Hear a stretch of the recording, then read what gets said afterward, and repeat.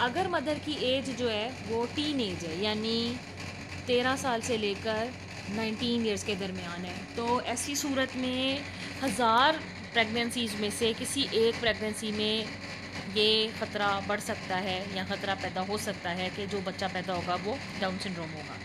और अगर माँ की उम्र 40 साल है तो 100 प्रेगनेंसीज में से किसी एक प्रेगनेंसी के नतीजे में डाउन सिंड्रोम का शिकार बच्चा पैदा हो सकता है। और ये जो ख़तरा है ये और बढ़ जाएगा अगर माँ की उम्र 45 साल से ज़्यादा। अब इसके नतीजे में पैदा होने वाले जो इंडिविजुअल्स हैं वो कैसे होते हैं, उनका चेहरा फ्लैट चपटा सा होता है, ब्रॉड बहुत चौड़ा होता है, स्क्विंट आइज आँखें भैंगी होती हैं, स्किन जो है वो फोल्डेड होती है अंदर की तरफ, जो ज़बान है वो लंबी होती है, प्रोट्रूडिंग अंदर की तरफ उसको बेंड कर सकते हैं जो कि बहुत अजीब लुक देती है। मेंटल रिटार्डेशन, ऐसे बच्चे जहनी तौर पर नफ्सियाती तौर पर जो है वो नॉर्मल नहीं होते हैं।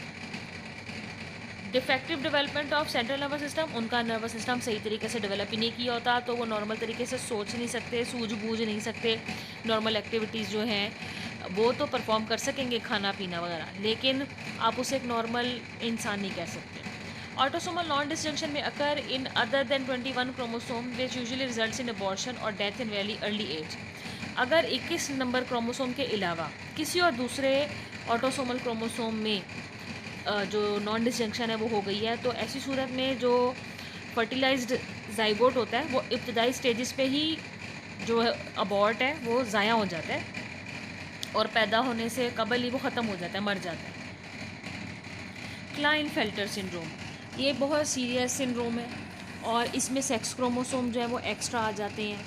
आमतौर पर एक जो फीमेल ह्यूमन बीइंग है उसमें जो क्रोमोसोम हैं वो जो 44 क्रोमोसोम है वो ऑटोसोमल क्रोमोसोम्स हैं जो कि एक आदमी के जैसे ही होते हैं, यानी यहाँ मेरी मुराद है कि लड़के के जैसे ही होंगे।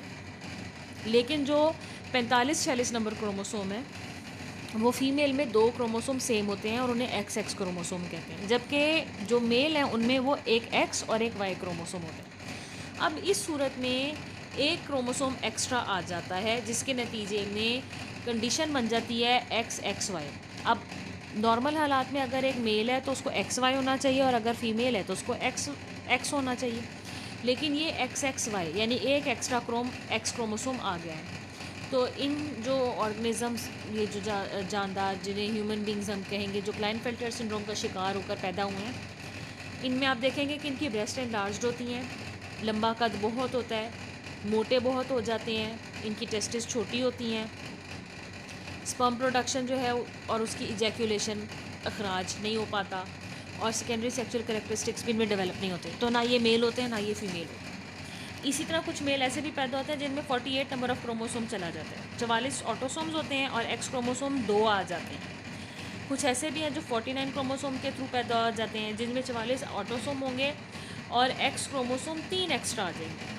And with 47 chromosome 44 autosomes and X Y Y are also observe. अब इस कंडीशन में आप देख सकते हैं कि एक्स क्रोमोसोम एक्स्ट्रा आ ही जा रहे हैं, 1 या 2 या 3, जो कि नॉर्मल नहीं है। इसी तरह ये भी हो सकता है कि एक वाई क्रोमोसोम एक्स्ट्रा आ जाए, वो भी नॉर्मल नहीं है। दोनों सूरतों में क्लाइनफेल्टर सिंड्रोम का शिकार ये जानदार, ये इंसान जो होगा हो जाएगा और वो नॉर्मल ज़िंदगी नहीं गुजार पाएगा। Turner syndrome, the affected individuals have one missing x chromosome with only 45 chromosome. इंसानों की अगर हम बात करें तो हम कहते हैं कि कुछ मेल है और कुछ फीमेल है। अल्लाह ताला ने औरत और मर्द पैदा किए हैं और औरतों में ख़वातीन में 2 एक्स क्रोमोसोम्स होते हैं और जो मर्द हैं उनमें एक एक्स और एक वाई क्रोमोसोम होता है जो नॉर्मल कंडीशन है। लेकिन टर्नर सिंड्रोम के केस में एक एक्स क्रोमोसोम मिसिंग होता है। मर्द हो या औरत, दोनों के पास एक एक एक्स क्रोमोसोम तो लाजमी होगा। तो इस सूरत में 44 ऑटोसोम्स पूरे होते हैं लेकिन एक्स क्रोमोसोम एक होता है।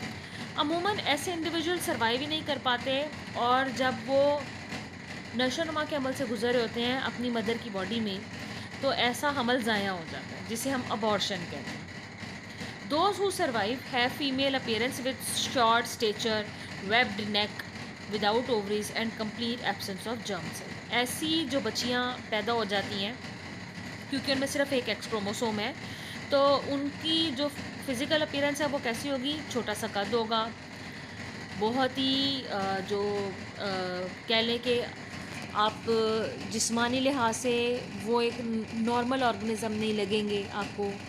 जो गर्दन है वो बिल्कुल पिचकी हुई सी होगी, जिसमें स्किन फ्लैट हुई होगी दोनों तरफ से, तो ऐसी जो नेक होती है उसको वेब्ड नेक कहते हैं। इनके अंदर ओवरीज डेवलप नहीं कर पाएंगी, ज़ाहिरी बात है जब ओवरीज डेवलप नहीं कर पाएंगी तो ये रिप्रोड्यूस भी नहीं कर सकते। और अमूमन ऐसे जो फीमेल्स पैदा होती हैं टर्नर सिंड्रोम के साथ, ये भी जल्दी डेथ्स का शिकार हो जाती है। अब यहाँ पर आपको एक डायग्राम दिखाई गई है जिसमें आपको मियोसिस 1 में या मियोसिस 2 में होने वाली नॉन डिस्जंक्शन के बारे में एक्सप्लेन किया गया। मियोसिस 1 में आप देख सकते हैं कि एक क्रोमोसोम रेड रंग का है और एक ब्लू रंग का है।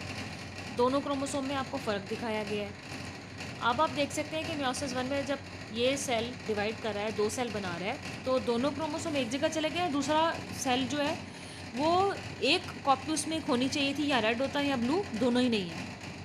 अब आगे आप देख रहे हैं कि जब जिस सेल के अंदर दोनों क्रोमोसोम इकट्ठे चले गए वो डिवाइड करेगा, तो एक एक कॉपी एक्स्ट्रा क्रोमोसोम की उसके अंदर चली गई है। जबकि दूसरी तरफ जो खाली सेल रह गया था उसमें एक एक एक्स्ट्रा क्रोमोसोम तो हो ही नहीं सकता, बल्कि एक एक क्रोमोसोम की कमी हो गई, तो ये अब नॉर्मल है। और यहाँ पर आपको दिखाया जा रहा है कि ये नॉन डिस्जंक्शन हुई कैसे है।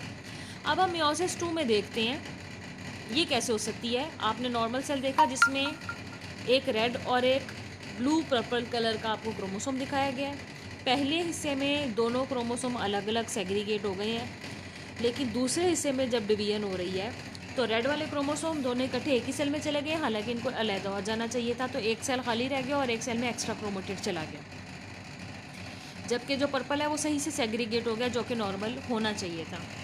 तो इसका मतलब है कि मियोसिस 1 में भी नॉन डिस्जंक्शन हो सकती है और मियोसिस 2 में भी नॉन डिस्जंक्शन हो सकती है, जो कि एक सीरियस प्रॉब्लम कॉज कर सकती है। अब आपको ये मुख्तलिफ तरह के जो दुनिया में पाए जाने वाले सिंड्रोम्स हैं उनके बारे में बताया गया। इन सिंड्रोम्स के नाम मुख्तलिफ रखे गए हैं डिपेंडिंग अपॉन के इनमें कौन सा क्रोमोसोम नंबर एबनॉर्मेलिटी पैदा कर रहा है। मिसाल के तौर पर डाउन सिंड्रोम, जैसे कि हमने अभी आपको बताया, वो मेल या फीमेल तो हो सकता है, लेकिन उसमें क्रोमोसोम नंबर 21 जो है उसकी एक्स्ट्रा कॉपी आ गई। तो क्योंकि ये एक्स्ट्रा कॉपी आ गई इसलिए इसको ट्राइसोमी कंडीशन कहते हैं। और आम तौर पर ऐसे बच्चे हमल के दौरान, जब हमल होता है और प्रेगनेंसी हो रही होती है, तो उसी स्टेज में अक्सर अबॉर्शन का शिकार भी हो जाता है। तो 40 में से एक ऐसा केस होगा जो कि इब्तदाई स्टेजेस पे ही ऐसा हमल ज़ाया हो जाएगा। जबकि बर्थ्स जो है आप देख सकते हैं कि 700 अगर प्रेगनेंसीज़ हैं तो उसमें से कोई एक ऐसी होगी जो कि डाउन सिंड्रोम का शिकार हो। टाउ सिंड्रोम मेल और फीमेल दोनों में से कोई एक सेक्स हो सकती है, ये भी ट्राइसोमी की कंडीशन है। इसमें क्रोमोसोम नंबर 13 एक्स्ट्रा आ गया है। 33 अगर प्रेगनेंसीज़ हैं तो उसमें से एक जो प्रेगनेंसी है वो अर्ली स्टेज पर अबॉर्ट हो जाएगी और रीज़न टाउ सिंड्रोम होगा। जबकि 15,000 में से कोई एक ऐसा केस है जो बर्थ हो सकती है। एडवर्ड सिंड्रोम भी मेल और फीमेल दोनों में से कोई भी हो सकते हैं, ये भी ट्राइसोमी कंडीशन है। इसमें क्रोमोसोम नंबर 18 एक्स्ट्रा आ गया है। इसका जो केस है वो ये है कि 200 जो हैं प्रेगनेंसीज उसमें से कोई एक जो है अबॉर्शन का शिकार हो सकता है। और पैदाइश के लिहाज से देखें तो 6,000 में से कोई एक ऑर्गेनिज्म ऐसा पैदा हो सकता है। अब अगर हम बात करें टर्नर सिंड्रोम की तो ये फ़ीमेल होती हैं, X0 कहलाती हैं, क्योंकि इनमें ना तो एक्स क्रोमोसोम आया होता है ना तो वाई क्रोमोसोम होता है। और इनका जो चांस है अबॉर्शन का वो एक है 18 में से, और बर्थ का चांस है एक 6,000 में से। मेटा फीमेल जिसमें एक्स क्रोमोसोम एक एक्स्ट्रा आ गया, तो इसमें एक एक्स्ट्रा एक्स क्रोमोसोम भी हो सकता है, बाज़ दफ़ा 2 एक्स्ट्रा क्रोमोसोम एक्स भी हो सकते हैं। तो अबॉर्शन जिसमें नहीं देखे गए, और 1500 में से कोई एक बर्थ ऐसी हो सकती है। क्लाइनफेल्टर सिंड्रोम मेल होते हैं वैसे तो, क्योंकि ये XXY होते हैं, एक एक्स क्रोमोसोम इनमें आ गया एक्स्ट्रा। बाज़ दफ़ा एक एक्स क्रोमोसोम एक्स्ट्रा आ जाता है या 2 क्रोमोसोम एक्स्ट्रा आ जाते हैं। इनके भी अबॉर्शंस नहीं ज़्यादा देखे गए। 1500 में से एक बर्थ जो है वो हो सकता है कि ऐसी हो।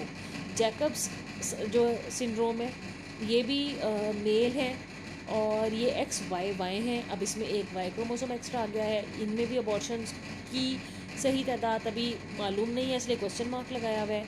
और 1000 में से कोई एक ऐसी जो बर्थ है वो पॉसिबल हो सकती है। तो जब आपको ये सवाल आएगा तो आपको ये डायग्राम भी बनानी चाहिए और आपको ये टेबल भी बताना चाहिए।